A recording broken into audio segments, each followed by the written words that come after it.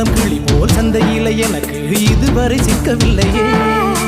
என் அழகு ரசிக்க என் நெருப்பை அணைக்க இளைஞனும் கிட்டவில்லை.